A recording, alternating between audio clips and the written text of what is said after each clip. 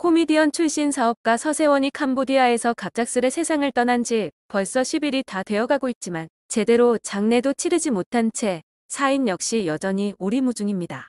와중에 사고가 났던 현지 병원이 폐쇄한다는 소식에 많은 이들이 증거인멸을 우려하고 있습니다.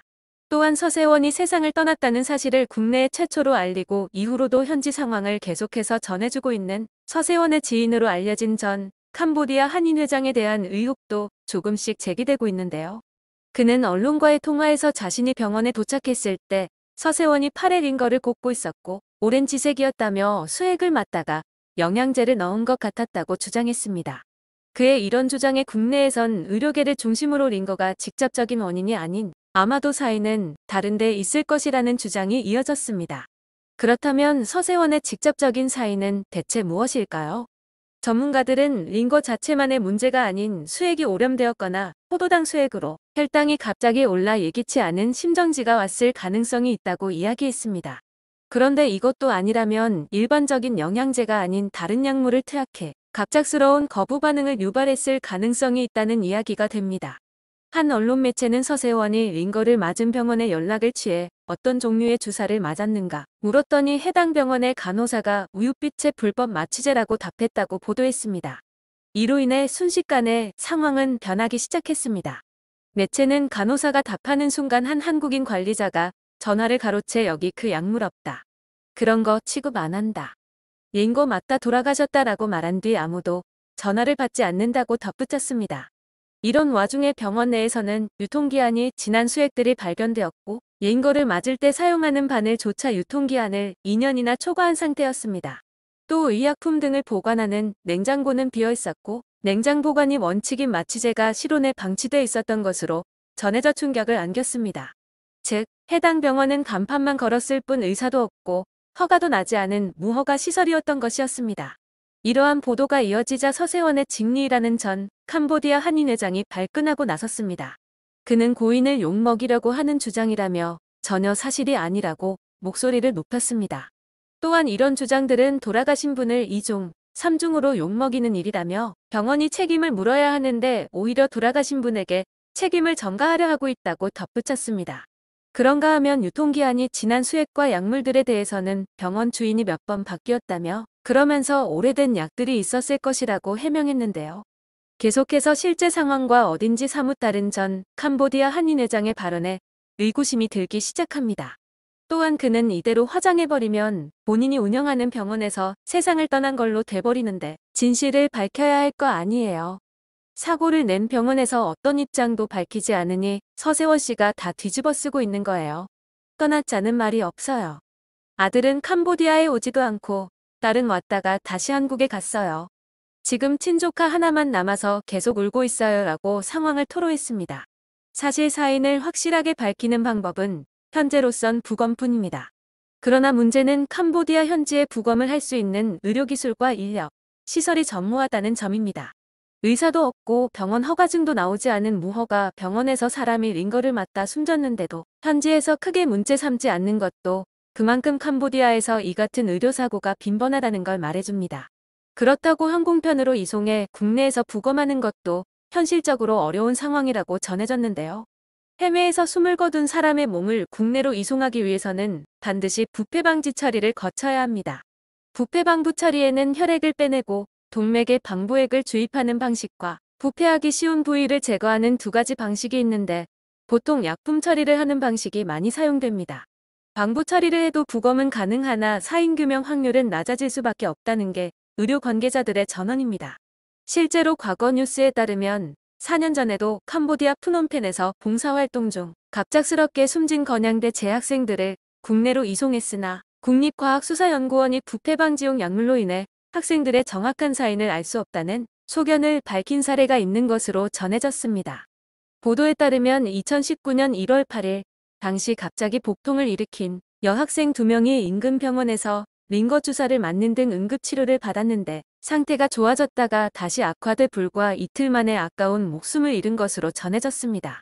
당시 병원 측은 두 학생이 각각 심장마비와 폐렴 및 폐혈성 쇼크로 목숨을 잃었다고 밝혔으나 프놈펜 교민사회 일각에선 식중독이 아니라 의료사고 때문에 목숨을 잃은 것 아니냐는 의혹이 제기됐던 것으로 알려졌습니다.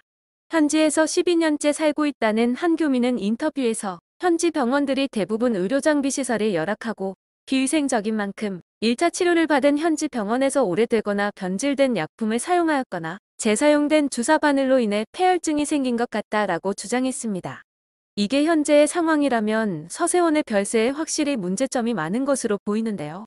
그러나 현지에서 들려온 소식에 따르면 병원은 현재 완전 폐쇄된 상태이며 건물주가 병원 간판을 다 내리라고 지시했다고 전해집니다. 그리고 또 하나 놀라운 점은 해당 병원의 건물주가 캄보디아 총리의 여동생 소유라는 것입니다. 건물이 폐쇄되면서 지금 병원에는 어떤 사람도 없는 상황이라고 하는데요. 서세원은 여전히 프놈펜의 한 사찰에 안치되어 있습니다. 게다가 병원 원장은 아직도 한국에 있으며 운영이사는 상황을 잘 모른다는 말만 되풀이하고 있다고 합니다.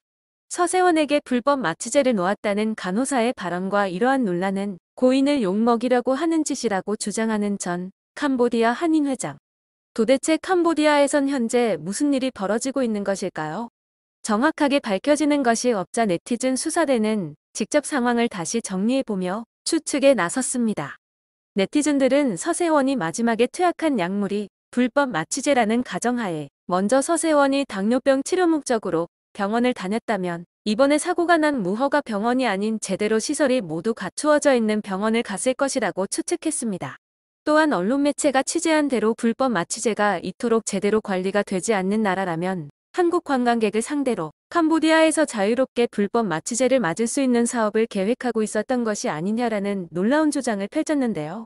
게다가 평소 카지노, 리조트, 호텔, 골프장, 부동산 등 건축 사업 혹은 방송국 사업에 대한 이야기만 있었던 그가 느닷없이 의료 사업에까지 손을 뻗친 것에 대해서도 수상함을 감지했습니다. 그리고 무언가 계속 숨기려고 하는 듯한 전 캄보디아 한인회장에 대해서도 의문을 제기했는데요. 사건을 더 파헤쳐보면 서세원뿐만 아니라 사건에 연루된 인물들이 많이 나올 것 같지만 여러 이유를 대면서 화장을 빨리 시키고자 하는 부분부터 의심되는 곳이 한두 군데가 아니라며 여전히 누리꾼들은 갑론을박을 이어가고 있습니다. 네티즌들의 추측이 어느 정도 맞다면 정말 영화보다 더 영화 같은 일이 펼쳐지고 있는 것인데요. 그러나 서세원의 최측근이라는 인물들은 계속해서 서세원이 언론에 알려진 것보다 힘든 생활을 해왔다고 전하고 있습니다. 그의 부고가 전해지기 전까지만 해도 3조 원대에 달하는 대규모 부동산 건설 사업권을 따냈다는 등 생활고와는 전혀 상관이 없는 듯한 인물로 보였었는데 말이죠. 캄보디아 현지의 최측근에 따르면 서세원은 돈 10원도 남긴 것이 없다고 합니다. 호화로운 데서 살긴커녕 실제로는 비즈니스 호텔에서 살았다고 하는데요. 고급 비즈니스 호텔이 아닌 8살 딸 학교 근처의 호텔을 잡아 생활했다고 전해집니다. 그간 알려져 있던 것과는 많은 것이 다르기에 그의 사인에 대한 정확한 규명이 그 어느 때보다 필요한 상황인 것 같습니다.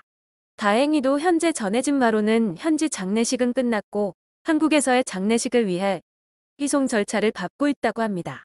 현지 관계자는 한국에 도착하면 부검을 하기로 결정했다고 설명했는데요. 그는 부검 후의 사인이 무엇인지, 불법 마취제를 투약했는지, 폐혈증인지 심장마비인지 등을 알 수 있을 것이라고 말했습니다. 과연 서세원의 정확한 사인은 밝혀질 수 있을까요? 왜인지 시간이 지날수록 말이 바뀌는 최측근들, 그리고 그의 사인을 둘러싸고 계속되는 의문점 등 여전히 이해가 되지 않는 부분이 많습니다. 그가 한국에 도착하고 나서야 다시 그 진상을 밝히는 해결의 실마리가 보일 듯합니다. 생전 많은 이들을 고통 속에 몰아넣은 그였지만 세상을 떠나는 마지막 순간 남은 가족들이 더 이상은 마음 아파하지 않게 억울한 것만큼은 없이 떠나길 바라겠습니다.